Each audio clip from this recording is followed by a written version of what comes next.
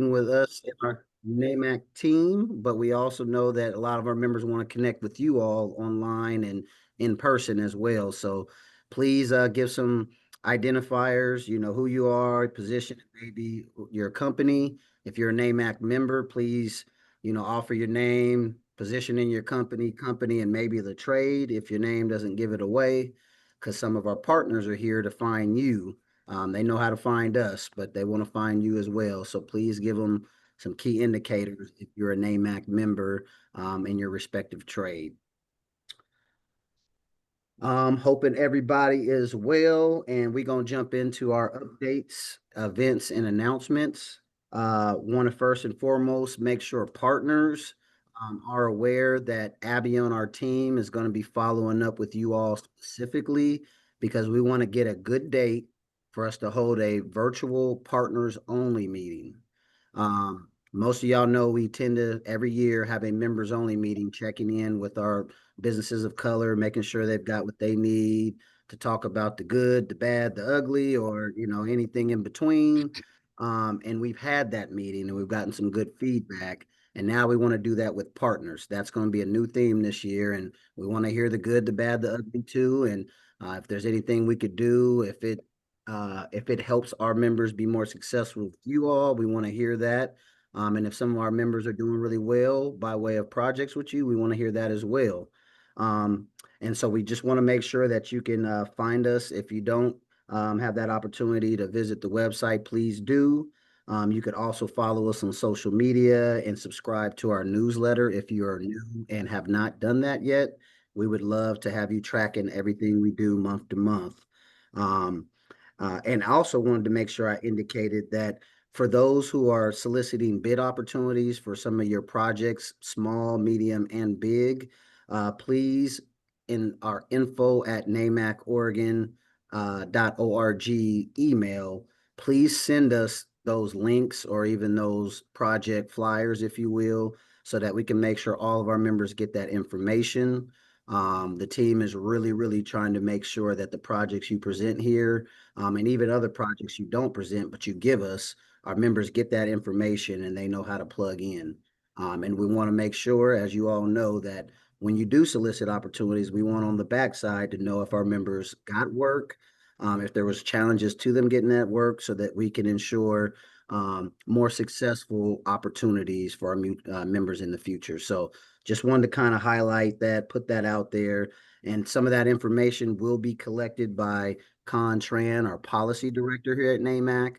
Some of y'all heard him at meetings. He's even walked up to some of y'all at our in-person meetings trying to get information on how to make sure that our members are getting your bids and that they're successfully bidding and winning those bids. So be on the lookout for him as well. And he'll put his information in the chat and how he wants to plug in with you all. And maybe, did I miss anything on that, Con? Because I've got a prompt that you might have something else to say if I did not cover it all. And you're on mute. Yeah, thanks, Nate. Appreciate it. Hey, everyone, Contran here. If I've had a chance to work with you or meet you, as Nate stated, I'm the policy director for NAMAC here. And Nate pretty much covered it, but every single meeting from now on out, virtual, in person, whatever, we're going to be sending little surveys for everyone to fill out. It's a quick one-pager with your basic information about your business if you are a member and information about your organization if you are a partner. And as Nate mentioned, it's just simple information that we can collect to kind of help better tell your narrative and your story and how NAMEC can kind of figure out ways to help you moving forward. So with that said, I will be sending the survey in the chat via a link, and then please click on that and fill out the information if you can. Thank you. Thank you, Con. And then a few more announcements that I want to offer before we jump into our agenda to round out everything going on. Folks might have seen some of the advertisements of the AGC NAMAC trade show that is upcoming at the Portland Expo Center. Want to make sure all of our partners, members, pre-apprenticeship, apprenticeship programs are aware of this. Many folks are already signing up. By way of thanks, and I shouldn't do this, but I'm gonna do it anyway. I want to thank Tapany, ODOT. Shoot, I know I'm gonna get myself in trouble because there's others on here who have already jumped in but I do not see enough of the company name, so I'm gonna leave it there. But we are gonna drop a link in the Skanska. I see Lee there. Skanska's in the mix with that. Hoffman's in the mix. I want to say I saw some other companies on this long list of folks signing up, but if I missed you, you can harass me offline and say, Nate, you should have mentioned us because we in it too. But if you aren't getting that information, we definitely want to see you there. This is going to be a big event with a lot of the industry and agencies there to really talk about ensuring small businesses get on some of these big projects and know about other projects that might meet their business lines and their project needs, if you will. So just want to make sure that folks know about that because that is in October during construction month, and we want to make sure that you're there. So please be on the lookout for that information. Also want to bring up that there are some small business booths. We are making sure those are discounted at that trade show. So again, let us know if you're interested, members as well as partners, because we want to see you there. And then our holiday celebration. Hopefully everybody's gotten the message on that. Same kind of shout outs. I know others are leaning in, but some of the same folks that I just mentioned with the trade show are also sharing some of their, scarce resources to still support us at our NAMAC holiday event, because we know it's not the best time to be spending a lot of money, but those partners who are able to, we really, really appreciate you all. So, since we're a nonprofit, we depend a little bit on some of the resources that you all give to us. And a lot of those resources we plan on using towards workforce grants, getting young people into these careers in construction, architecture, and engineering. So please help us help our community by supporting us. All right, and last thing I will say, and this man should have gotten credit when we talked about this our last general meeting about the Multnomah County Technical Assistance program that I would say Lee Fleming at Skanska now had a pretty good hand in bringing that to fruition and having Maggie Chavez and folks at Multnomah County kind of take it into the future, if you will. That program has been really, really instrumental for how we support a lot of our members. So I just wanted members of NAMAC to know if you are looking for technical assistance, I won't say free money, but I will say there's some money on the table to support you all. And we have members reaching back to us asking for that support. And it's so simple. I'm going to lay it out to you. All you have to know is NAMAC is one of the lead TA providers in that program. You send an email to us saying that you would like TA services from Multnomah County. We send you an email in which you then send them an email and you cite that you would love NAMC-Oregon to be your TA provider for said work. And then they put you into the queue, and we've been 100% so far on the folks we've set up in this way. And then they ultimately get a quote from NAMAC on what it would cost us time wise to do some of that TA work with you. And then they deploy the resources and we support you. That simple. There's not 18 pages of documents to fill out, a million people to talk to. Your trusted TA providers at NAMAC got your back. So please check in with John Jackley. We've also put links in the chat if you need to look at those links just to see what the requirements are, or at least click on it so you can get ready to start applying.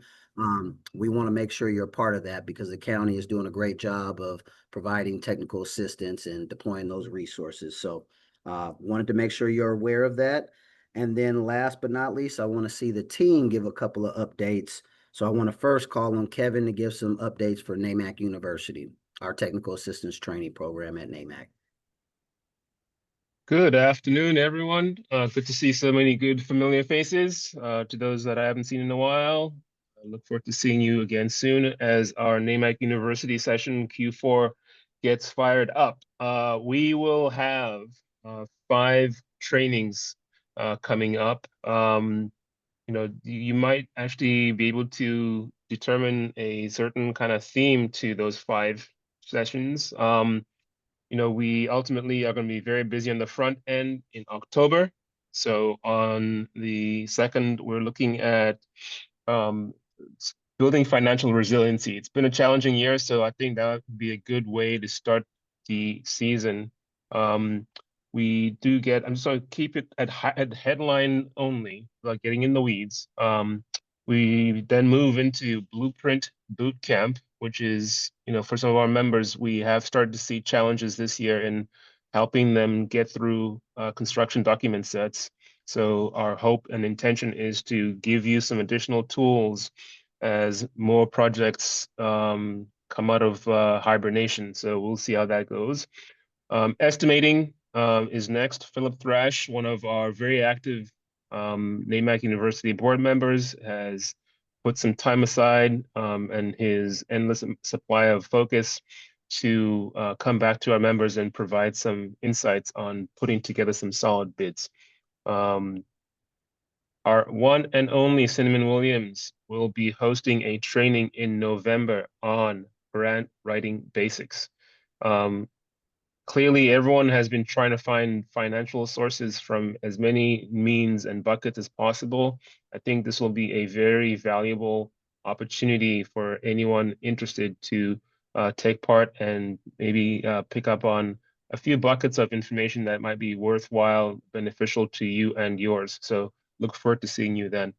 Finally, we do have at the end of the year in December, we titled it Breaking Ground, but it's trying to help our smaller members who have come out of the residential, small family residential market to understand some of the building blocks that are needed to bridge into commercial. Again, just a common theme of rounding the edges, filling the gaps, and making sure that people are taking Q4 for all it's worth and getting ready for Q1 of next year. That's all for me. Good to see you all. Thank you. Thank you for that, Kevin. And much of what Kevin said is posted in the chat too. So if you need a little bit of a visual reminder, please take a look at the chat. One thing I'd offer to on behalf of Kevin too is I'm sure Kevin would probably agree in saying that if you are one of our partners who sees yourself as a valued asset for supporting our NAMC University training program, please reach out to Kevin. We have a great group. We definitely do not want to see any of them roll off. But if there's folks who want to roll on, come one, come all, because we definitely need more partners to help support a lot of our NAMAC members with training. Like we said, Philip's been great. We definitely don't want to see him go anywhere, but Philip can't serve 200 plus members at NAMAC. So I know he would be happy in knowing that there's some others that are willing to share in that space of making sure our members are successful when they bid work with you. So, and other things. So again, just kind of putting a call out, please reach out to Kevin directly if you have any interest, because we want to know who you are and see if you're a good fit for our program. So again, thank you, Kevin, for that outreach and shout out. I want to pass it to Tiana for a couple announcements. Hi, good afternoon, everyone. It's so nice to see you all. If most of you don't know, I am the host for Lunch and Learns. So if you're interested in a Lunch and Learn session, spreading the word or possibly even doing a training, please reach out to me. Some upcoming events that we do have is Smart Oregon Solutions will be here on September 26th. They will be showing their smart interactive display. Again, that's on September 26th. And then Narwhal Law will be here on October 14th. And their session will feature team growth and hiring employees and independent contractors. And then on October 24th, we have BBSI, and they're going to do a session on who they are. And then last but not least, for the end of the year, we have on November 14th, the Employment Department will be here doing a training on paid leave Oregon. And if folks, and thank you for that, Tiana, just to make sure if folks aren't clear, for our Lunch and Learns, we designate an hour virtually for one partner or one member to really kind of center either projects or products that they're selling, if you will. And so if partners who don't have the time or want more than the 10-minute slot for our general meeting time, please let us know, because those Lunch and Learns are kind of certainly on fire right now. And a lot of people are starting to ask about into the new year. So just want to center Our partners, we start with our highest tier of partners, our premier partners first, followed by our general member, our partners, and then our associate partners.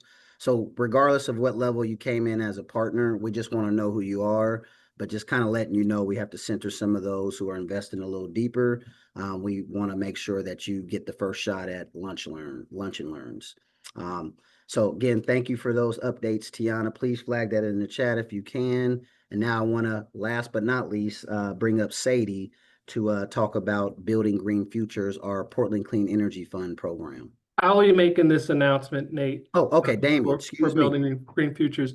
Good afternoon, everyone. I'm Damien Crowder, Programs Manager here at NAMC-Oregon, and we are pleased to announce our first training session as a part of Building Green Futures. It is a Sustainable Home Professional Certification.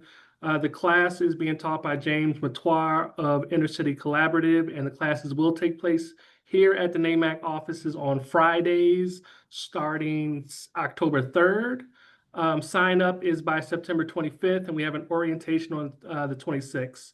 A high-level overview of the Sustainable Home Professional Certification. It's really a pretty broad overview of kind of building sciences, and it's a great introduction for anyone that's interested in kind of green construction and also like home energy retrofits. It's a very good broad overview of all of those topics. So the program is for 6 weeks, meeting every Friday, and we have sign up going for another couple weeks. I look forward to definitely having you sign up through our website.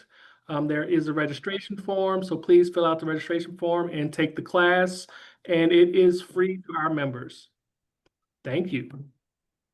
Yep, thank you, Damien. And if folks got more questions about that info, please hit up Damien or Sadie on our team, and they'll give you more details if you need kind of some one-on-one commentary to know how to move forward. So again, thank you, Damien, for that.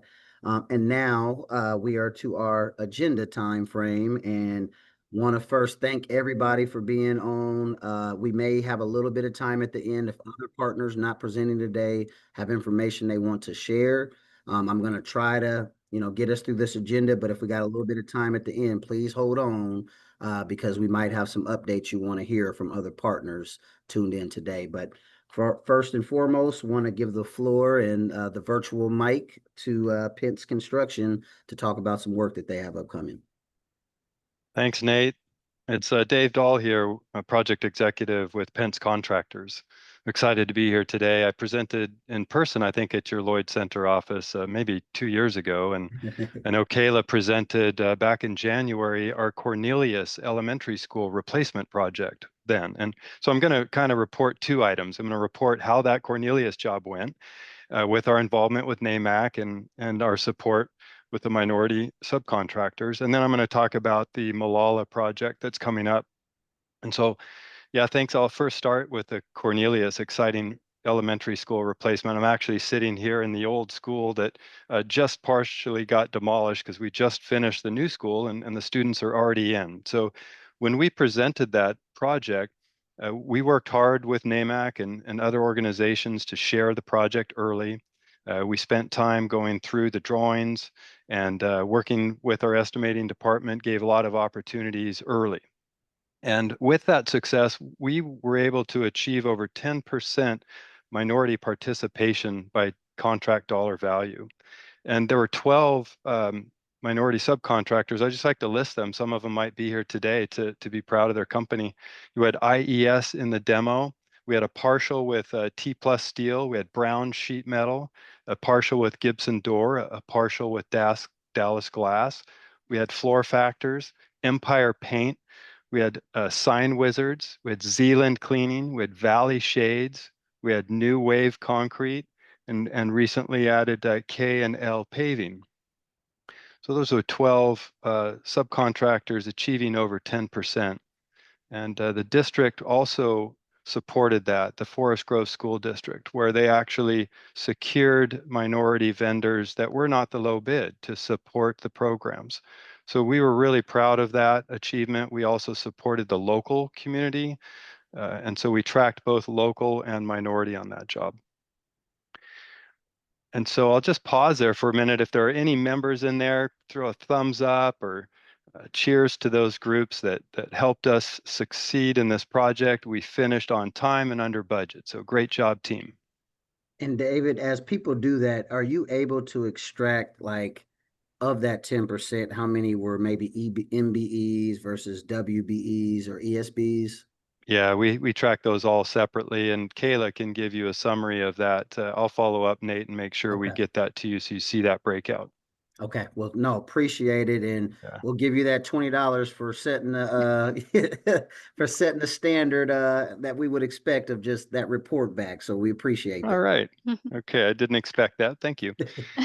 We'll probably donate that right back to your program. That was a joke. That was a joke, yeah. All right. want no So other moving partners. on to Malala, and now I'm going to go ahead and share a screen because I've got a little slideshow I'm going to present. I know I only have 10 minutes, so I'll try to be quick here.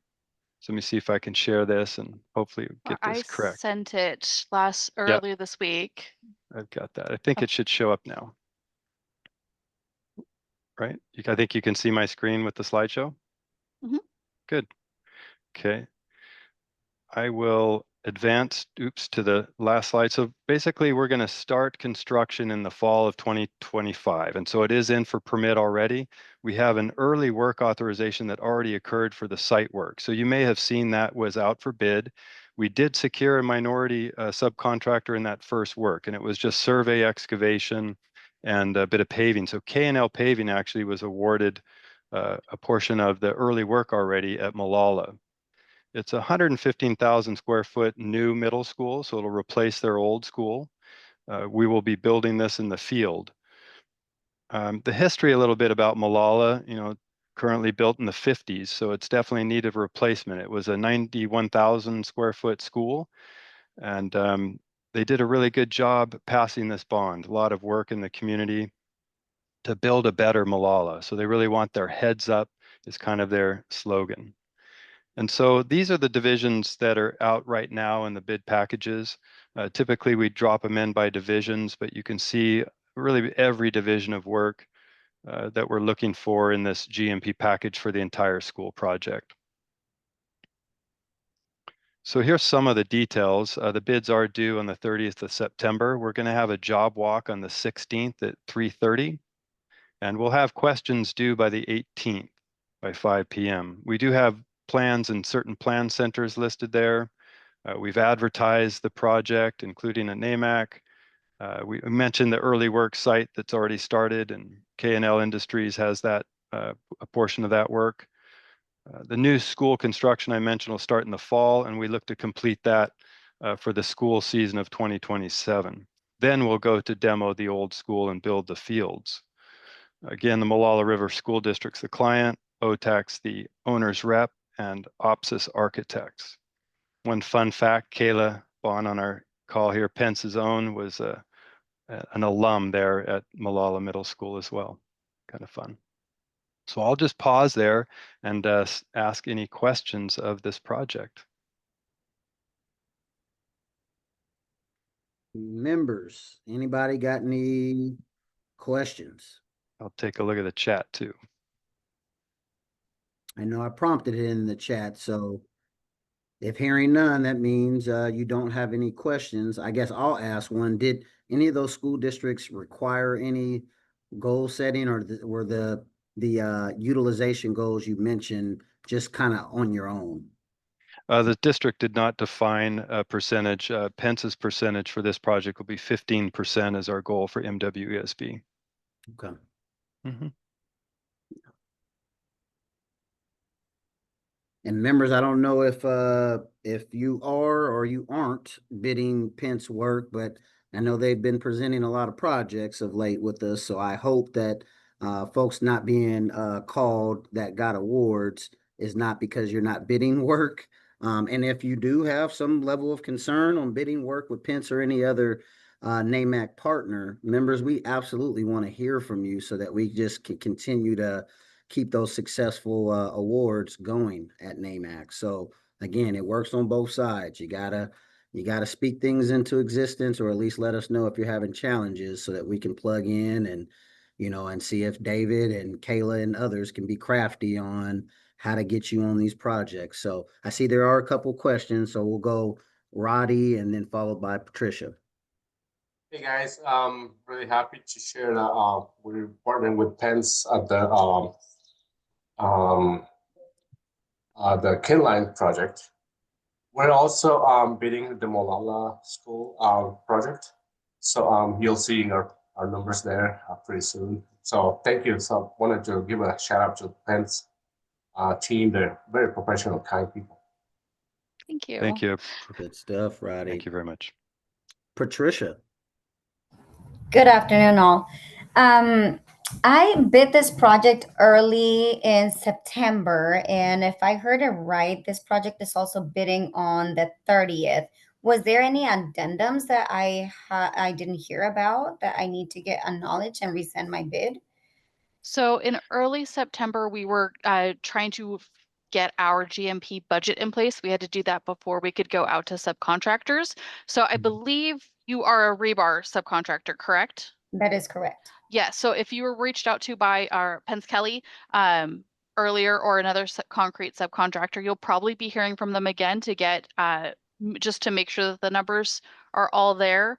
But we did not receive your bid initially. That would have been through the concrete subcontractor, I believe. If you do want to send us your bid for rebar, you absolutely can. I did drop my email in the chat as well as a flyer for this project.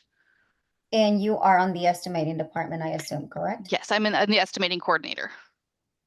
Perfect. I will go ahead and do that, and I will make sure that you get my bid before September 30th. Perfect. Thank you. Thank you. And let me throw in, David and Kayla, you just brought up a thought that we certainly mastered at the T-Core project at the airport, where major subs, we know that they should be looking for smaller subs to bring on to some of their sub packages.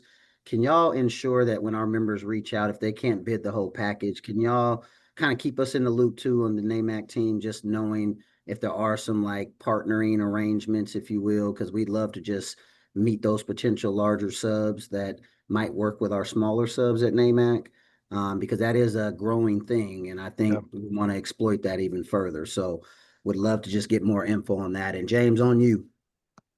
Let me answer to yeah, that go ahead, though, Nate. Yep. Thanks for that, because I'm on board with you, and we do invite all of our subcontractors to look downline. And that's why I mentioned in the Cornelius, we had 3 partials in that same scenario. So thanks for that. Yep, absolutely. James, go ahead.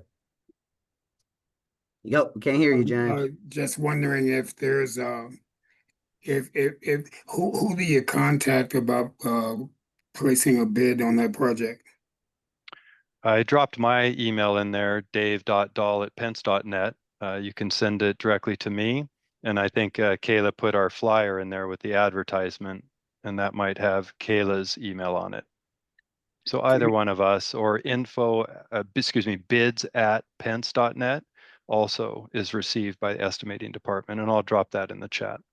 So are you requiring a pre-qualification?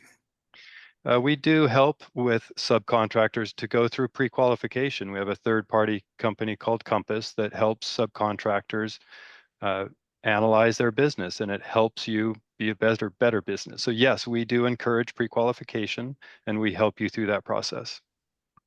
The reason I'm asking is pretty short time frame, so it's probably not enough time to pre-qualify.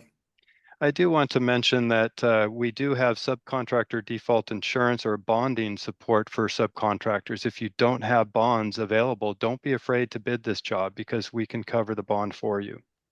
I'm pretty good on the bonding piece. Good for you. Yeah, thanks.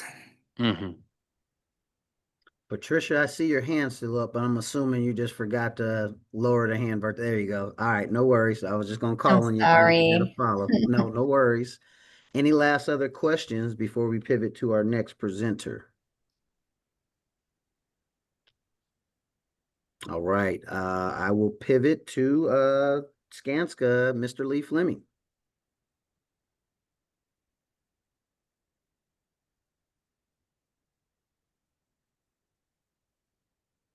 So good afternoon, everyone. Thanks, Nate. And thank you, Pence, for setting the stage. And Nate, I don't want to hear that recension after you gave it to Pence. You're going to send me my check, brother. Anyway, hey, good afternoon, everybody. Listen, I always come to you. I always try to make sure that to keep our small business, medium businesses, and I love to say our growing businesses on the bleeding edge of what's happening at Skanska, because we've got a lot going on. And so today I want to talk to you about a few projects that we've got to give you some time to plan. And that's one thing that I'm really big on, is making sure that you guys have time to plan. I'm gonna drop my contact info in the chat one more time for those that missed it at the beginning. And if you would, let's go to the next slide. You know, as I was growing up, my great grandmother always she had this saying, she had a lot of witticisms. And one of them she used to say is that it's a very poor dog that doesn't wag his own tail every now and again. And so I want to do a little tail wagging. At Skanska, we're proud of the things we've done, we've been able to accomplish, and that we're going to do. You've heard Nate mention the T-Core project. We're really proud of that, but that's not the only thing we've done. We've been rated #1 in the Pacific Northwest by ENR for several years in a row. I'm gonna let that sit for a minute. All right, not a minute, just a few seconds. You see our revenue numbers, our unbilled backlog of almost $1 billion. In other words, we're solid. We know what we're doing, and we've been doing this thing a little bit, and we're getting results. That bottom number should be the one that I want you to focus on. Over $380 million in spend to diverse businesses. Next slide, please. So let's get into it a little bit. What do you got for me, Lee? I heard what you asked. So we've got a project coming up. Who's doing my slide? I need the next slide. All right, that just took 20 seconds out of my time. All right, while they're getting the slides together, we have a project coming up that we recently won. We're really excited about. It's the Westland Operations Complex. I know you can't see it, but I can see it. If we're having problems, I can show my screen. Yeah. Nate, what? I don't know why the slide isn't switching. Tell me something. Y'all messing up my flow, man. You know how I roll. Nah, we got you. I don't know why it's lagging, but now y'all see how they do me, right? There you go. They give There you Pence go, money. Lee. They didn't mess up their slides, but okay, here we go. All right, so Westland Operations Complex. Look, that's another 30 seconds laughing, Lee. Okay. You see the dates there. All right, we're gonna be construction documents next spring. We're gonna be breaking ground somewhere in the summer. You see the scopes. Listen, if you see yourself in this list, please, ma'am, please, sir, reach out to me. And while I'm thinking about it, if you're on this call and you're not registered with COVID, please, ma'am, please, sir, get registered, because we don't do the yellow pages anymore. Those things are antiquated and no more. So Westland, give us a shout. Let's go to the next slide, please. U of O Child Behavioral. I've been talking about this one for a while. We're really close on this one. We expect that even though you see the construction complete by 2028, we're hoping that we'll have everything in place, that'll be through DD finally, and we're ready to break ground by next spring. And again, you see the scopes of works. I love earthworks and utilities. I met somebody the other day. I can't remember if it was NAMC, if you're a NAMC member, but if you see yourself on this list, please reach out to us. You see our contact, David Stanley, our director of pre-con, and he would love to hear from you. Next slide, please. Yeah, we have some projects that might interest those that maybe you don't want to get into the super large projects, but we do like everyone else. We right size our projects, but these are especially fun projects, the Target remodels. If you haven't been in a Target in the past couple of years, you should visit, because most of the Targets in this region we have redone, and they are amazing looking stores. All right, and there's a lot of scopes. We have a client that is trying to do right, but just doesn't know how to do right. So Skanska is here to help them. But we got a lot of opportunities out there, lots of scope, and you see the cost there. Please contact Kimberly, and I'm pretty sure that NAMC will make sure you get a copy of these slides so you can contact these folks. If not, you've got my contact. Let's go to the next slide, please. Like I said, I got a lot to talk about and short time to get there. Vancouver Operations Campus. Yeah, I always tell folks, listen, there's work across that river there. Not back one slide, please. Oh, that was me. I'm sorry. What happened? You went the wrong way. I'm on the Vancouver Operations Center. Okay, I'm gonna just talk about it while they get it together.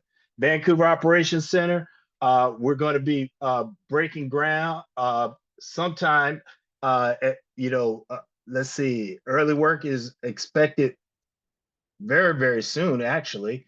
And we happen to have this project manager on the call with us. Derek, can you unmute real quick and tell us when we expect to break ground on this project? Yeah, early work will start in October, this October 25. Early site work, some early tree planting and irrigation, retaining walls, and then the majority of the construction project, the bulk of construction will start in fall of 26. So we're about a year out from the majority of construction. Awesome. Thanks, Derek. And this project is a beautiful project. You can see from the concept design here, there's a lot of scope. We're going to have concrete providers. We need to hear from you. We need to hear from you. Electrical, MEP, we need to hear from you. Okay. So that's Vancouver operation. Derek would love to hear from you. And last but not least, we've been talking about Cleveland High School for a while. Folks, it's getting ready to happen. PPS wants this done and done right. And again, you see the scopes there. It's going to be that is not an artist rendering, but you know that if you know anything about PPS schools, those are generally marked as historic buildings, and so it may retain the external facade, but everything internally will be brand new. So we want to make sure that we hear from you and give you opportunities to compete on these projects. Everything that we do in terms of our projects will be done on Building Connected. So please get connected. I thought I saw a question that popped in about co-bid and getting registered. If we don't have a co-bid rep on the call, feel free to reach out to me. I will help you make that connection. I can do that. And then last but not least, I do all this because, next slide, please. At Skanska, we want you to know that we build what matters. And what matters is helping you get connected so that you can be a part of that legacy. Thank you, folks. Are there any questions for me? Any questions from folks? I do have a question. This is Renee from Smart Oregon Solutions. Yep, go ahead, Renee. Several times I see listed always electrical. As we're entering the solar and renewable energy, I'm just wondering, are considerations being made for that industry? I did reach out to Kirsten at your organization, and they said to check back in September closer. Cleveland High School is my alma mater, and we certainly would like to be a part of it. But I'm just noticing that in general, not only your company, but several companies continue to list electrical, and that seems to be the umbrella right now for conversation as it relates to at least solar panels. So I'm just curious, foreseeably, what can we see in that in the future?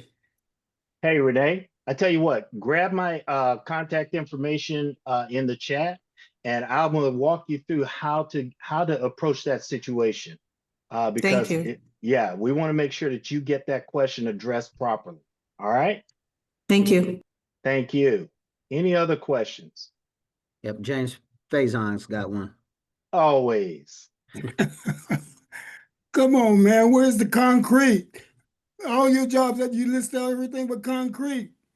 Brother, now you know darn well every job that's out there has concrete. And Nate, did you or did you not hear me say concrete?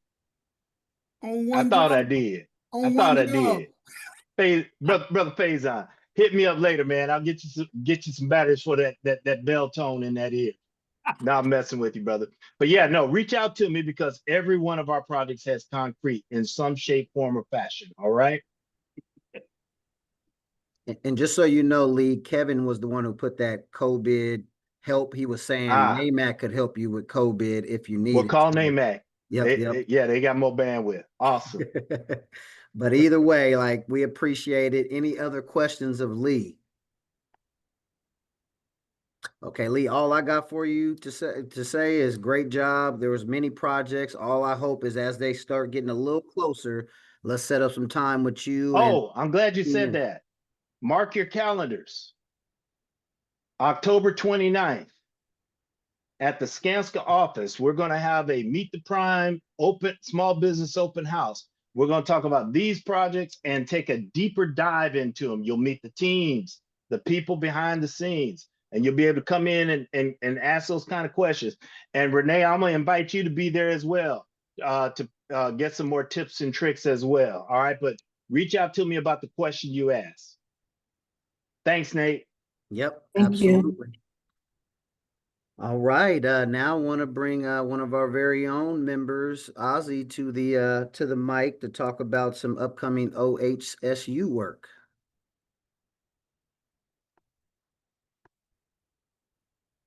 Oh, Okay. excuse me, Hello, not hello, work, microphone, programs. My microphone bad, I check. forgot. Programs. Programs, that's right, Nate. First of all, microphone check, can you hear me okay? Yep. Good. I'm using the headset and I hear fine, but I wasn't sure what the mic was working like. So, good afternoon, everybody. This is a little bit of a change of pace because I'm not presenting today a project opportunity, though I did throw some in the chat in case you're interested. I'm always helping people find those connections. But here I'm bringing a project that you may not be aware I was involved in. I've got my colleague Aaron and my colleague Kim on the call, and you'll be hearing from Aaron in just a little bit. But what I'd like to do is take a moment to reflect on something that is vital to our entire industry. And this month is, whether you knew it or not, Suicide Prevention Awareness Month. So I'd like to ask you to take a moment and just reflect on something that is not only part of our day-to-day as human beings, but in our specific industry, it's something of critical concern. And so what I'd like to talk to you about is psychological safety, addressing psychological safety and mental health in our construction industry. Being Suicide Prevention Awareness Month, this is an opportunity for us to touch on a subject that, frankly, we can all get better and more versed at addressing proactively because it does affect our industry. Next slide, please. And I want to first acknowledge, because we have some of our partners in the room and because this really is a big project that began with the Oregon Department of Transportation, the Bureau of Labor and Industries, and brought forward some of the research teams from OHSU's, Oregon Institute of Occupational Health Sciences. Many of you know OHSU as a hospital, but they also have a medical school and research institutes. One of the research institutes is dedicated to occupational health. They work on helping occupational health within office environments, and through our partnership of RespectWorks, we are looking at occupational health in the job site, AKA the construction environment. And we know mental health and psychological safety is important everywhere, but nowhere do you feel it impacting physical safety and your well-being more than in the rough and tumble universe of the job site. Next slide, please. We've all come together, this group, with our partners of BOLI and ODOT to try to address, first it was retention, and we realized a lot about retention. Now, here's the team that I have the privilege of working with at the RespectWorks program. You're gonna hear from our fearless leader, Aaron Flynn, in just a second to tell you about some cool stuff that we're actually putting out to community. And before I do that, I just want to let you know why this is so relevant to us. But this is the team that we have put together, and it is a diverse team, and I mean that through our perspective, our professional background. We've got folks that come from the lens of training, from the lens of construction, from the lens of research, and all together, we're trying to address a common problem. And it really is, how do we improve the climate of job sites so that mental health, psychological safety, and all of the benefits it brings are actually getting addressed while we're busy building buildings on time and on budget. And so I just wanted to point them out. Wonderful team to be working with. And if ever there's a room where you get to see how different brains can see the same problem through a different lens, it's in a group that I have a privilege to work with now in RespectWorks. I get to work with many of you in community, and this is an opportunity that I feel thrilled to be bringing forward and to be a part of, frankly. Next slide. Now, before I hand it over to Aaron, I just want to give you some sort of groundwork for why RespectWorks has come to be. And none of this should really sound like some revelation to you because you live this world day to day. But there are three major challenges that are facing the construction industry, and this is not unique to Oregon. We have labor shortages. We have large projects coming online on the near term here that are only going to exacerbate the labor shortages. We also know we have turnover. There's about a 5% turnover rate on average in our industry. And we also have a lot to be left on the table with retention. Apprenticeship programs are graduating apprentices. Many of you are familiar with programs in our community. But the one year after graduating from an apprenticeship program, the retention varies from 50% for some demographics down to around 20% for some demographics. And to retain only 20% of the apprentices we're graduating while we're in the midst of labor shortages is not the kind of math that pencils out as you were. So we're trying to address that issue.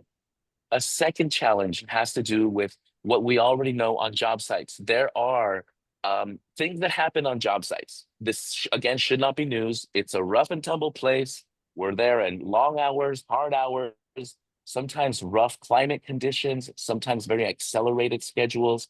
It can be stressful. And every once in a while, that gets to people and it results in either behavioral issues. There could be harassment on job sites. We have all heard stories about discrimination and bullying on job sites. These are things that affect the conditions of that work environment, and it affects everybody. And the third one, and the one I want to touch on that is relevant to Suicide Prevention Awareness Month, is that we do know that the construction industry is charting, it's setting the curve, frankly, on mental health, addiction, and suicide. It is one of the industries that is most impacted by this, and I would be surprised if I'm not speaking to an audience full of folks that has had a direct experience of some of this to someone on one of their job sites. In the years I've been in the industry, I have certainly seen this with both office staff and with field staff. And it's something that we touch on once in a while, but it's not something we have really rolled up our sleeves to begin to address proactively, to develop the skill set and the muscles to be able to address this with our peers on job sites. We all know about see something, say something when it comes to PPE usage or how someone is tied off. We are taking that same attitude with psychological safety and being able to address someone's well-being if their sort of energy is changing from day to day, to make sure that they're on the right track to be able to not only come to work safe, but to go home safe, to finish the job safe, and to become stronger as a team. You know that we build these buildings as a team, and we depend a lot on everybody around us to have their eyes and their ears open. So with that, these major challenges, next slide, please. These major challenges are really resulting in some facts that we're seeing out on the job site. And just to give you a sense of what we're doing at the RespectWorks Institute, it's actually going back to the research side of all of this. So you may have heard of some of these things, but we're going back and looking at data across the industry to figure out how we're going to address these things. And this is some of what we are learning in suicide and construction. There's over 5,000 people that we lose each year to suicide. As I mentioned, we are setting the curve. We've got the highest rate across all occupational groups, and it's 4 times higher than the general population. Again, none of this should be entirely surprising to you, but the data is out there, and it's the cat's out of the bag. This is something that is going to affect our job performance in the foreseeable future. And we are seeing that 83% of construction workers report mental health struggles. And it's not just job site, it could be, what's happening off the job site. And half of folks in construction are reporting experience with some version of depression. Now, this is where, we know that we're in a rough and tumble industry, but this is where we need to lean into making sure that we recognize we are still all humans. And as we diversify, with our workforce across the generations, which we all know all have a different attitude about life. And as we diversify our workforce across gender, across race, religion, language, all of these things only make this more important for us to get to know each other and in a way that is respectful, civil, and that we are putting psychological safety forward. So with that, I'd like, next slide, please.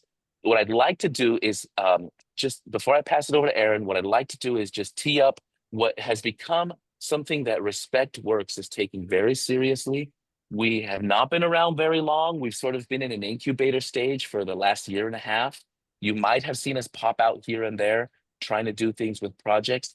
But what I'm here to tell you is this is psychological safety in construction is not only important, but it's not going away. We're going to see it right there with physical safety in construction. And what we have learned through the research, through the observation in the last year and a half, is that a lot of it comes down to poor job site culture. And it is affecting a mental toll and ultimately a financial toll on the construction industry. Because turnover and the loss of somebody because of a mental addiction or because of suicide do have a financial impact on companies. And so what we're learning is, this job site culture addresses health and safety, turnover, morale, your reputation out in community, and of course, ask your general counsel. This has legal and financial risk as well. If you have ever had to deal with an incident on a job site that you don't want getting out in community, you don't want getting out in the papers, and you spend a lot of time trying to figure out what to do, this is exactly why RespectWorks has come forward. We want to make sure that we have, as an industry, a common way to address these issues and a common understanding for sort of what's the threshold of importance when you come to an incident, a harassment incident or a mental health incident. So with that, next slide, please. I'd like to now and real quick, bring Ozzy, up. somebody had a quick question about what you were just speaking to, one of our very own Oh. board members. If he could just chime in real quick. Don? Hey, Ozzy, how you doing? Don, hello.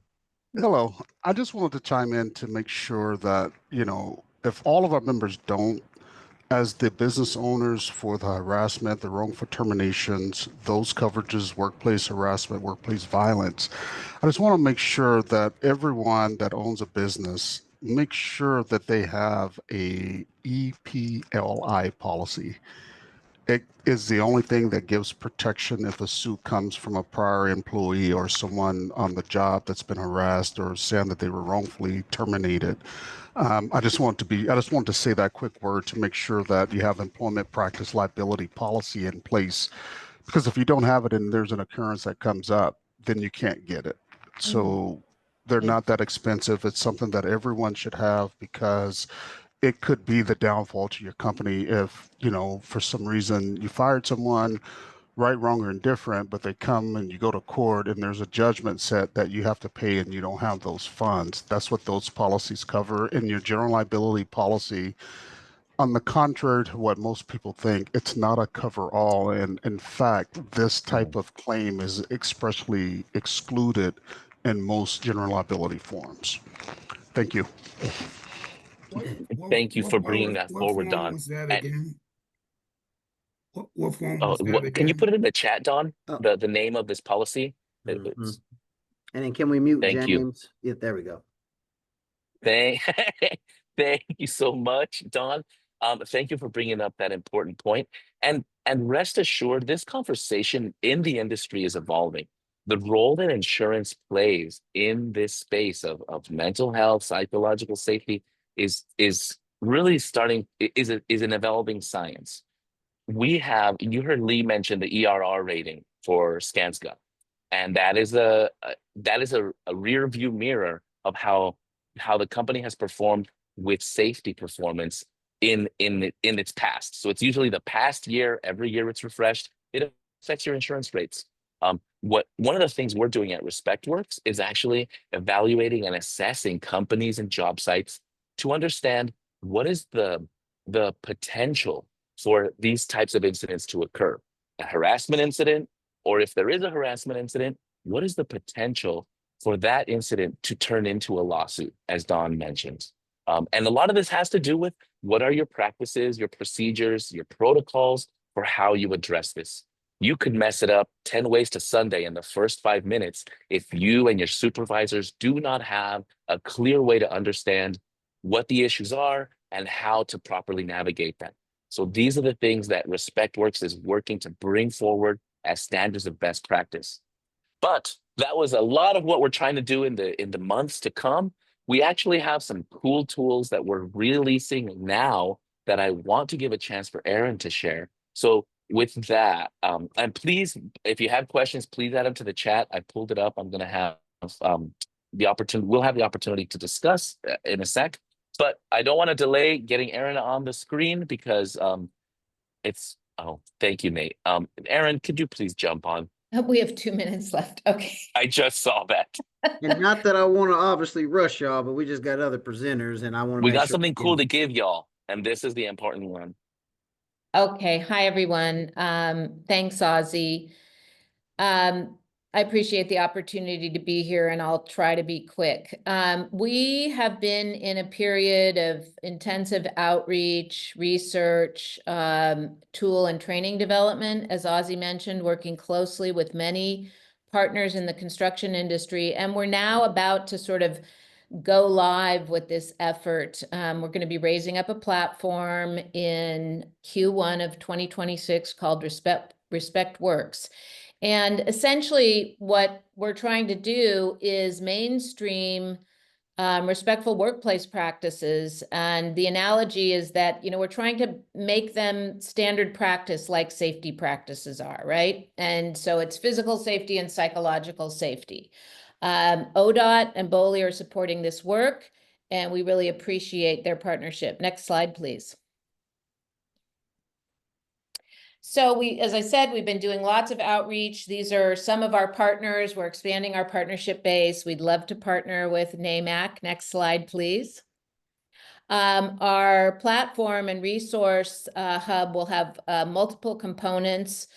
We've developed a series of modules, self-guided trainings for construction supervisors, job site toolkit that will contain toolbox talks, job site signage, all kinds of tools you need to build your capacity in this space, assessment tools that are scientifically validated that provide a baseline of your culture vis-a-vis respect and can be measured over time, and then publicly available best practice resources. And the idea here is really to really reduce information costs for folks, general contractors and subcontractors, who are increasingly being required by public owners to demonstrate how they're going to maintain a respectful workplace. So this stuff is coming. It's not nice to have, it's going to be required. If you're familiar with the Regional Workforce Equity Agreement that many public owners are party to, they are increasingly requiring contractors to demonstrate how are you going to maintain a respectful workplace. And this is your sort of one-stop shop for building your capacity to develop a respectful workplace. Next slide, please. We have identified 4 fundamental components of a respectful workplace. This is based on research, outreach, interviews, all the stuff. And we've sort of distilled those down to the following: civility and professionalism, psychological health and safety, inclusion and belonging, and fairness and equity. We have self-guided virtual modules on all 4 of these. Next slide, please. And what we wanted to feature today, which is our very first training that is now live and available to all of you this month in honor of or in recognition of Suicide Prevention Awareness Month. This training is free this month. It's called Supporting the Mental Health of Crew Members, Training for Supervisors. Next slide, please. This is a 1-hour training. It's organized into 3 modules. It really provides supervisors with the tools and skills that they need to develop and be aware of to support the mental health of crew members. If you sort of do a scan of this QR code. It will take you directly to Supportive Workplaces, which is our training website. You can sample the training and take it for free this month. It will be available for free on an ongoing basis to all registered training agents in the state of Oregon. So if you are a registered training agent, it's free to you past September. If you're not, you can take it this month. I was going to show a preview of the training, but I think in the interest of time, we will skip that. Next slide, please. So if you are interested in the training, please reach out to us at rwi@ohsu.edu, and we will send you a link. You need to register for the training, but it will be available to you and you can share it. You can share this information with anybody on your teams that you think would benefit from this training. I also just want to say that we're going to be coming out with this whole platform and all of this virtual training in January. So this is sort of a preview, and we hope to engage with you further on this important effort. So thank you very much. Aaron, thank you too. Ozzy, any last words on your end? Thank you, Nate. I appreciate it. Thanks for the stuff on the chat, y'all. And I saw, Nate, your chat. Would love to continue your collaboration. And I know you were there from day one on Safe from Hate. This is all evolving, and we're really excited to where it's going. Absolutely. Well, let us know how we can plug in with you and Aaron as we move forward, but appreciate it because that is very important work y'all are doing. Yeah, we're excited to partner with you. Thank you for the opportunity, and we'll be in touch. Absolutely. Thank and I you. saw a lot of friends here, so that was cool. Good stuff. Good stuff. Well, I don't want to hold Mr. Earl Keys, one of the leadership folks at WashDOT. Folks will remember we had Nina Jones here last month, and she kind of dropped the mic a little bit on some things that we all need to be aware of. So we wanted to bring him back and remix it a little and ask Mr. Earl Keys of WashDOT to give us some words of wisdom and, maybe talk a little bit about the work at WashDOT going on. Thank you, Nate. Appreciate being here. Nate, how much time do I have? I normally talk very fast, so I can tailor this to the amount of time. Got it. You got 10 minutes, but if you talk fast, we can maybe cut it down to 8. But I mean, I ain't going to hold you to it because we know you all the way in Seattle somewhere. Well, I want to give people a chance to ask questions, so I'm going to run through this very quickly.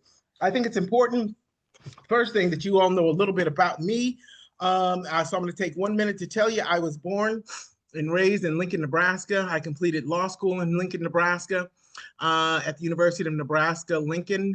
And then I went to get what's known as a master's degree in law, in LL.M, at the University of Buffalo.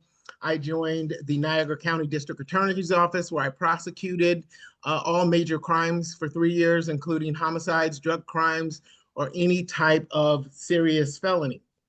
After that, I left the Niagara County District Attorney's Office. I opened my own private firm in the city of Buffalo, and I did that for probably about 15 years, focusing on civil rights and criminal law. But quite honestly, I got tired of the Buffalo Niagara winters, so I just happened to be visiting Washington State for the first time, saw the Attorney General's office in Washington State was hiring, applied for the job. Then Attorney General Ferguson had the good sense to hire me, so I went to the Attorney General's office. And then I happened to be sitting in my office reading the Seattle Times and saw that the Washington State Department of Transportation had got into trouble for, according to FHWA, intentionally discriminating against, intentionally allowing discrimination of minorities and women. WashDOT did not believe that FHWA report. They hired their own law firm to come in and do an investigation, and his report was worse than the FHWA report. So I said, you know what? I believe I can help them fix that. I think I can help them clean that up. So I applied. I got the job, and the tunnel project, which was the source of all of the issues, was deemed by FHWA one of the worst in the nation. After 2 years, it was deemed a national best practice. After the things that we did, the changes that we made, and how we implemented those changes. We were criticized by all of our trade organizations. And after the first year, we swept every award from all of our trade partners, including NAMC. We won their Agency of the Year award or two. So that's a little bit about me. Second thing I want to let you know is Secretary Meredith, we're trying to work on. She wants to come. Probably and possibly she wants to come in person. I will arrange that with Nate to get a time for Secretary Meredith. She wants you all to know how important you are to WashDOT and our agency, that you succeed, especially on projects in Washington, but more specifically the IBR program. I'm going to shift to talk about the DBE program because I know Nina did a fantastic job telling you what the issues are, but I think I need to go over it real quick. Everyone knows that the DBE program has been ruled unconstitutional in Kentucky. And we're waiting on motions now, but my firm belief is that the DBE program will be ruled unconstitutional. It'll eventually go up to the Supreme Court, and the Supreme Court will rule it unconstitutional. That is my personal belief based on what I see is the administration is not going to support the DBE program. It was in trouble before, but now that the administration is not going to support the DBE program, I believe it is certain to go away. So what are we going to do? And this is not me political. This is not me complaining. I believe in dealing with the hand that I've been dealt. And this is the hand that we're being dealt. I can tell you this, that back in 2018, when I and WashDOT, when we saw the makeup of the court, we expected affirmative action to potentially be challenged. So we started working on strategies back in 2018, because no matter who's president, I believed at the time, and so did Secretary Roger Millar, that there were enough votes on the Supreme Court to get rid of affirmative action in almost every context, but specifically in colleges and specifically in contracting. And thus far, they've gotten rid of a program. The court has struck down a $2 billion program for Black farmers that was there to remedy the past discrimination of USDA. They've got rid of, as I said, in college admissions. The SBA's loan program was deemed unconstitutional, and then MBDA. And I just saw a couple days ago that any colleges that primarily serve a certain percentage of minorities, specifically Hispanics, as the government says, Hispanics, that was deemed unconstitutional to even give grant money to schools that predominantly serve minorities. So that's the climate we're in. That's what we have to deal with. But I don't want to seem all gloom and doom. There is hope. We have been working on strategies. We have strategies, I think, that are going to be successful. And the reason we have strategies is we have two great examples of what happens when you take affirmative action away and don't plan. The first one being I-200. I don't know if you all know, Washington State has an anti-affirmative action statute. It was passed in 1998. When that passed, minorities were getting about 13% of all contracting dollars. After I-200 passed, it fell below 5% and has never been above 5% since 1998. And that is because no strategies, no thought was to put into what happens if you take affirmative action away. White women were very successful in our program back during our 2012 disparity study. They were getting like 200-something% of the DBE dollars. Based on that, WashDOT was required to waive white women out of the program. And as soon as we took that program away from them, white women's participation in the DBE program absolutely tanked. And so that's why we're being intentional. What the court is telling us is we need to figure out a way to do this in a race-neutral manner. And that's exactly what WashDOT has been working on. One of the tools that we have in the toolkit is at least we were, and I haven't researched in a while, back in 2018, we were the only DOT to be granted the ability to have a small business program on our federal aid projects. No other DOT is able to do that. And that's one of the reasons why we did it, was so that we had alternatives to the DBE program. So right now I have the ability on the Gateway project, for example, which I believe is about a $2 billion project. I have the ability to set a DBE goal and an FSBE goal, which is a federal small business enterprise goal. So it will have both goals. In the event that the DBE program goes away, I know Nina has warned you about this, and it keeps me up at night, that we don't want to go to voluntary if the DBE program goes away. We have experience because of our anti-affirmative action statute. We can't have minority and women's goals on state-funded projects. We can't have enforceable goals. They have to be voluntary. And when we have voluntary goals on those projects, they don't do nearly as well as they do with the affirmative action program. It's starting to get better because a lot of the strategies we're putting in place on state-funded has closed that gap. As a matter of fact, now I have the ability to set up to a 20% small business goal on all state-funded contracts. But the FSBE program, that is relevant to you because the way the program is worded, you have to, in order to get reciprocity, you have to be a small business enterprise in your home state. And the biggest problem with that is Oregon doesn't have an equivalent program. So this is what's causing me sleepless nights. Do I go ahead and set that FSBE goal, let's say of 20%? Well, only Washington state firms are going to qualify to fill that goal. The other alternative is set a voluntary goal. Then the prime's going to give work to no one, or very little work, or not nearly as much work. So we are working with both certifying entities and Angela and Serena at ODOT to figure out how we navigate this issue and how we get it so that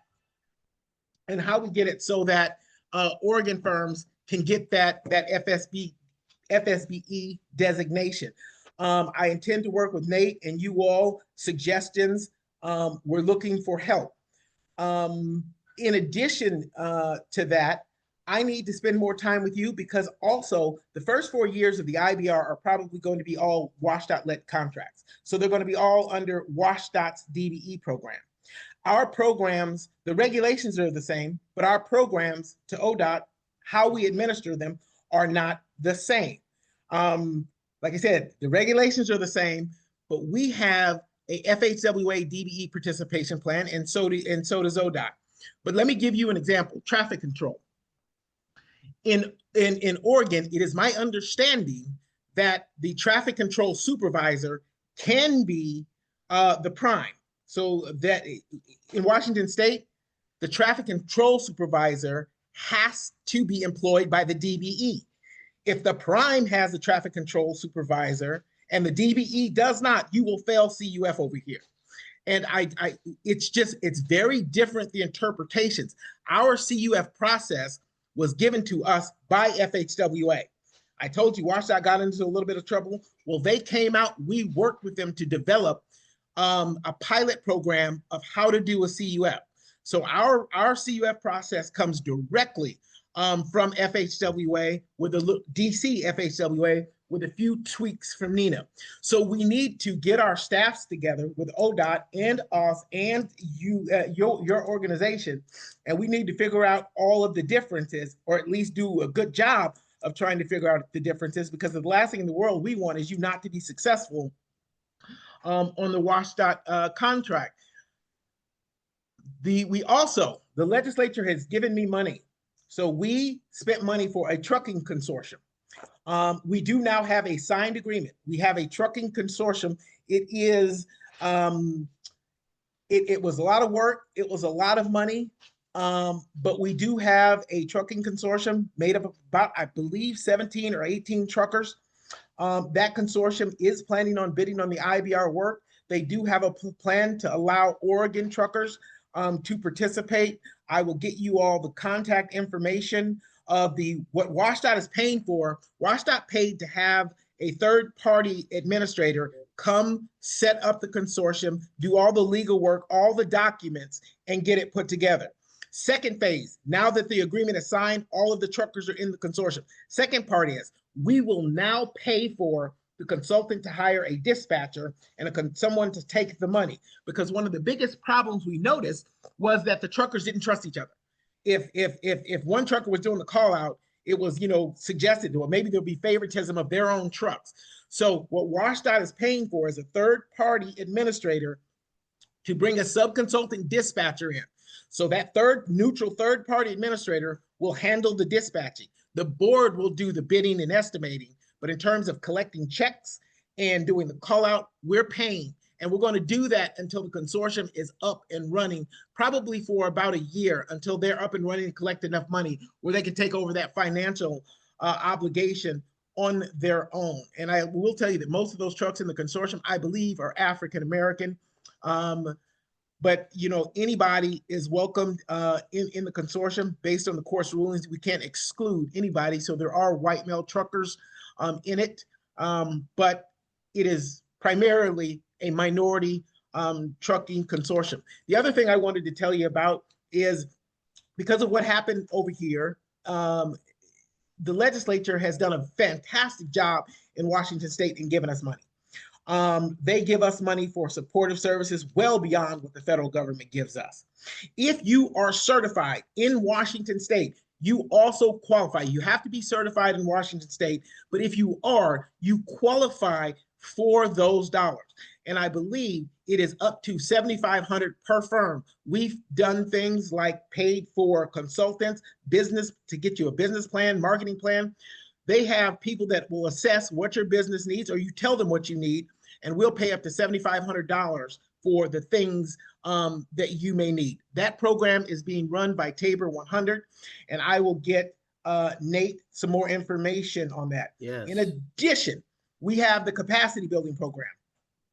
If you are, again, certified in Washington State, we have a program whereby we pair, first of all, we do an analysis of where we think you are. You have a couple of tiers.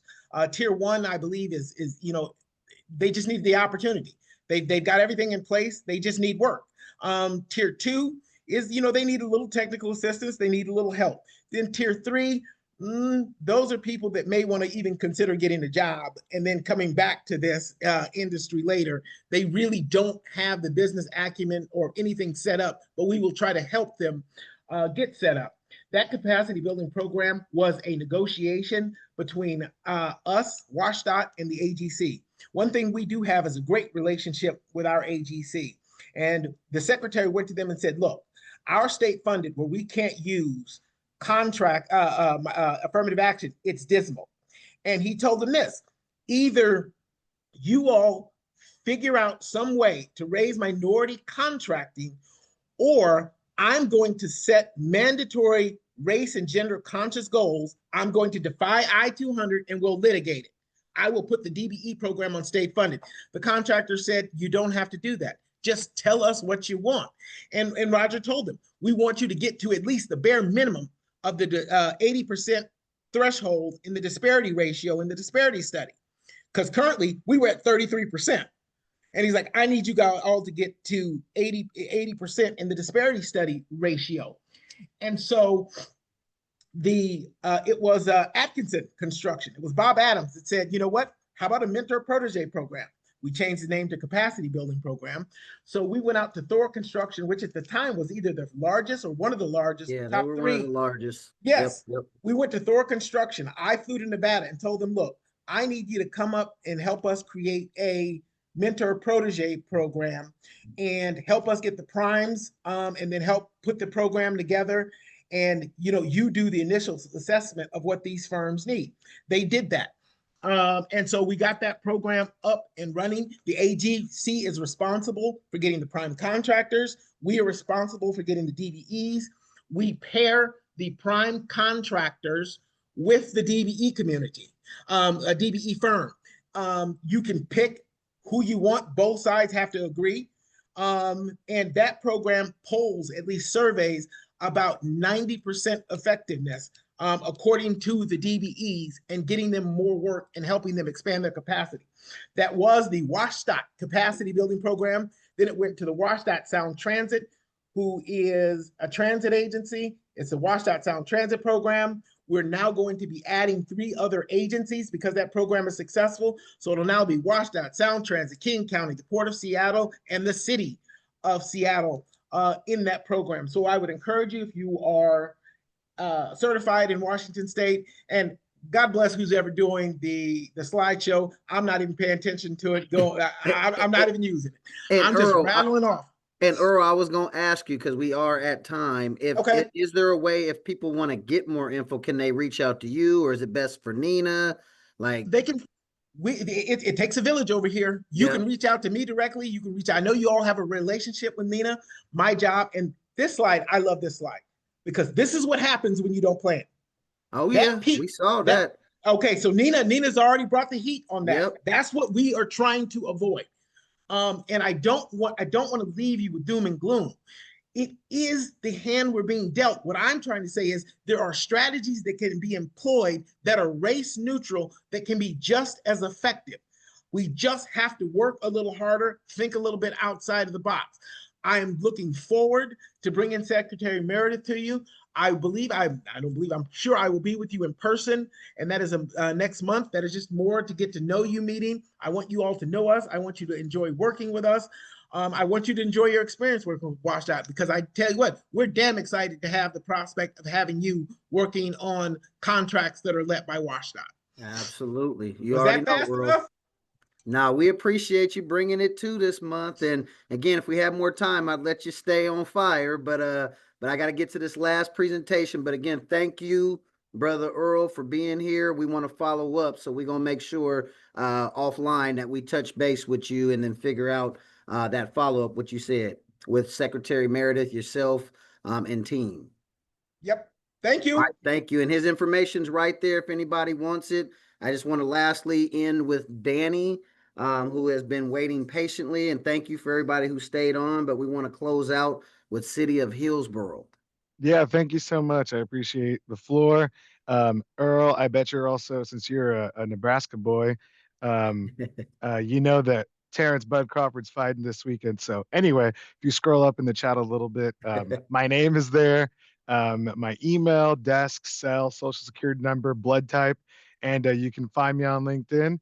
I'm going to be a broken record. I had the floor last time, but just wanted to shout or call out our 4th annual Westside Small Business and Workforce Open House.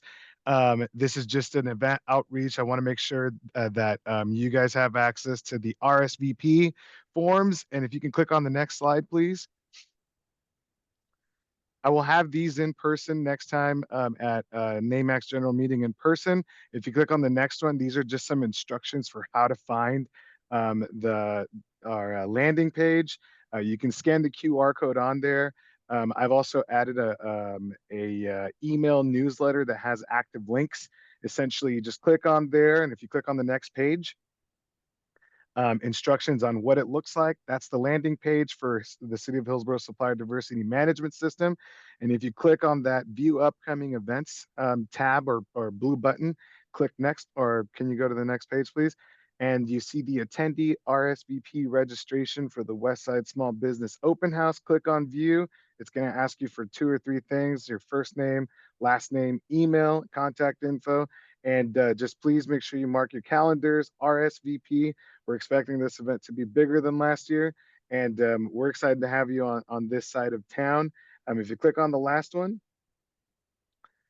there is my contact information for any questions related to the event, and that's pretty much it. I just wanted to do a little bit of outreach and recruitment. So thank you, Nate. Appreciate you.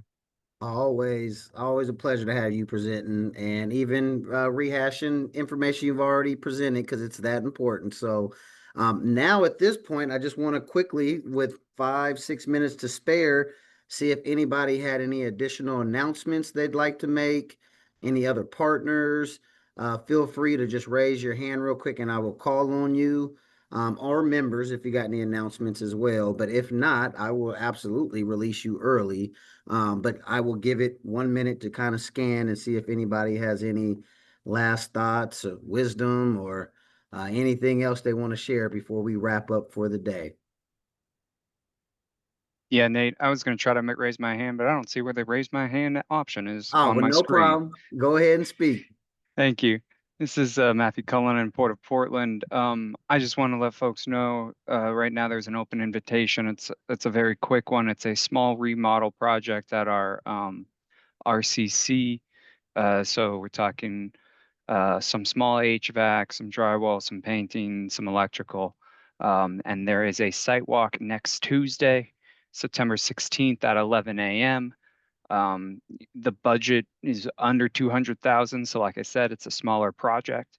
Go to the Port of Portland's vendor portal. I'm going to go ahead and just pop a link right now in the chat. Thanks, y'all.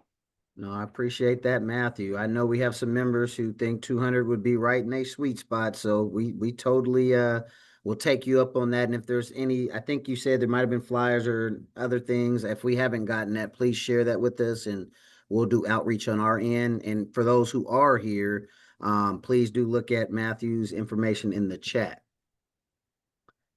Appreciate that announcement. Any last other announcements? Yeah, Nate, Oh, I see Daniel, and then I'm not sure who else was just speaking, but go ahead, Daniel. Lillian. Lillian, go ahead, and then followed by Daniel. Thanks. So I just wanted to put out there, we are bidding on our first ODOT project through the Contractor Development Program. We will only be self-performing the concrete portion. So if you're interested, please reach out to info at berrienconcrete.com. We are trying to do all of our all members. So if you're interested in any of those pieces of work, let us know.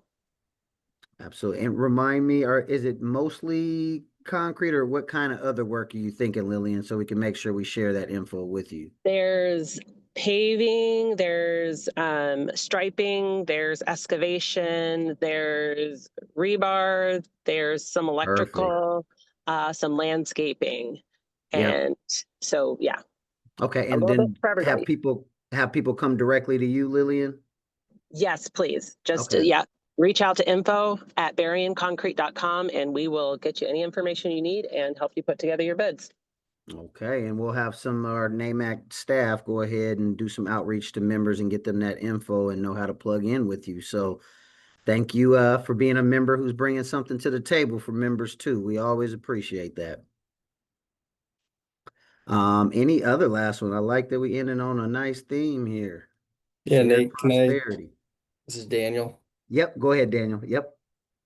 Yeah, so I just put it in the chat to be brief, but essentially we have a drywall framing and ACT scope for the Bull Run filtration project, the S22 package. It should be roughly $500,000 to $1 million in scope, and expected to start in Q2 of Q3 of next year. So I'll be sending that out to bid anticipated next week. And I have my contact, both cell and email. If there's any questions, please reach out and let me know. Appreciate that, Daniel. And I hadn't had a chance to meet you yet, but good to see that you're with Kiewit. Tell Jeff I said hi, Jeff Owens. Oh, I definitely will. And I apologize for the last minute to this, as I kind of mentioned to a few people. I have a 7.5-month pregnant wife, so I'm trying to jump through a couple hurdles here to make sure people are aware of it and trying to get this bid out. So before the baby comes. That's dedication right there, man. Well, hopefully everything goes smoothly on both accords. But again, appreciate you being here with us. I'm looking one last time just to say one more little quick scan. I am not seeing, I see DeMarcus. Yeah. Go ahead, DeMarcus. You can close us out too. Yeah. Thank you, everybody, for hanging in there. The project that Daniel just talked about is subject to the RWEA, Regional Workforce Equity Agreement goals, and you also have to be a registered training agent. If you need information, like Daniel said, you can contact him or myself if you have any questions regarding the project. This piece is for plaster, but if you have any questions about Bull Run, please reach out. Thank you for the time. Absolutely. And be aware that we definitely do have some NAMAC members already on that big project. But again, I know there's been some challenges of delays and starts and delays, but for anybody else who is not aware of it, we definitely will disseminate that information. So with that said, right on time, like I think we all like to be, 5 o'clock p.m. I want to say thank you to our NAMAC team and everybody in the NAMAC family for staying on and bringing some prosperity and shared opportunities to the table today. Have a good rest of your evening, and please come show up at some of those events we shared. And members, please be bidding on that work that's out there and let us know if you need any supports from us. With that said, meeting adjourned, and y'all have a good rest of your week, and we'll see you soon. Take care, y'all. Good night. Good night. Good night. Good night.